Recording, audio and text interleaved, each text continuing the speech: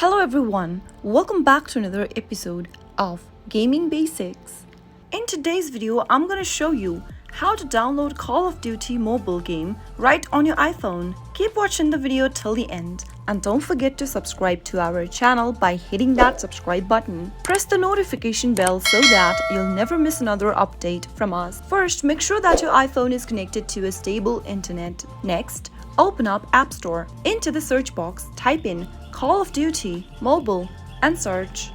Once you find this application that says Call of Duty Mobile from Activision Publishing Inc., tap on the download button right next to the app. Wait until your game gets downloaded, which should take a few minutes depending upon your internet speed. Call of Duty is a first-person shooter video game franchise, which is also known as one of the world's best-selling video game franchises. Once the application is downloaded and installed, you'll be able to play it right on your mobile device. That is how you can easily download Call of Duty game right on your iPhone. If the video was helpful to you, go ahead and give us a thumbs up. I'll be back soon with more videos like this. Thanks for watching.